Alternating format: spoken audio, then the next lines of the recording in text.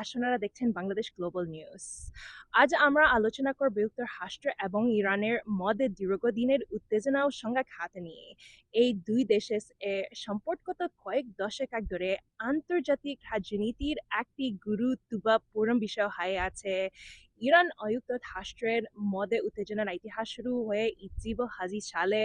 সে সময়ে ইরানে গণতান্ত্রিকভাবে নির্বাচিত প্রধানমন্ত্রী মোহাম্মদ মোসাদ্দেক ক্ষমতা থেকে সমং যুক্তরাষ্ট্র ও যুক্তরাজ্যের গোয়েন্দা সংস্থাগুলো এই ঘটনায় গুরুত্বপূর্ণ ভূমিকা রাখে বলে ইতিহাসবিদরা মনে করেন। এরপরে ইরানের সামহামন্দ্রেজা পাহলভি পুনরায় ক্ষমতায় এবং তিনি পশ্চিমা দেশগুলোর সঙ্গে ঘনিষ্ঠ সম্পর্ক বজায় রাখেন। তবে সিম্বলা সালে ইরানে ইসলামিক বিপ্লবতে এই বিপ্লবের মাধ্যমে শাসনের অবসান হয় এবং আয়াতুল্লাহ খোমেনির নেতৃত্বে একটি নতুন সালাম সরকার প্রতিষ্ঠিত হয়।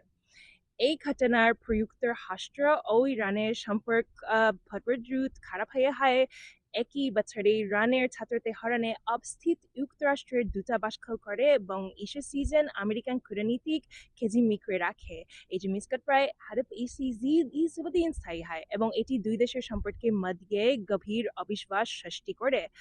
পরবর্তীতে মধ্যপ্রাচ্যের বিভিন্ন রাজনৈতিক ও সামরিক ইস্যুতেই ইরান ও যুক্তরাষ্ট্রের মধ্যে উত্তেজনা বাড়তে থাকে।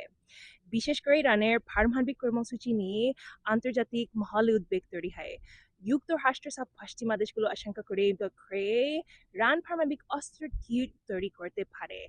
এই কারণে যুক্তরাষ্ট্র ইরানের ওপর বিভিন্ন সময়ে কঠোর অর্থনৈতিক নিষেধাজ্ঞা আরোপ করে। এই নিষেধাজ্ঞা ইরানের অর্থনীতির ওপর বড় প্রভাব ফেলে এবং দুই দেশের সম্পর্ক আরো জটিল হয়ে ওঠে। সাম্প্রতিক বছরগুলোতেও পরিস্থিতি পুরোপুরি শান্তবিষম। আমের উত্তেজনা, পারমাণবিক চুক্তি নিয়ে আলোচনা এবং আঞ্চলিক রাজনীতির নানা বিষয় এই সম্পর্কে প্রভাবিত করছে।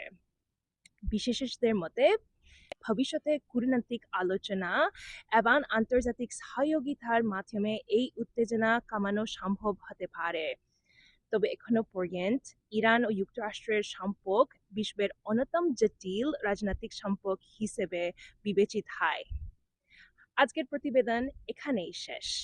বাংলাদেশ গ্লোবাল নিউজ এর সাথে থাকার জন্য ধন্যবাদ। আবার দেখা হবে পরবর্তী সংবাদে।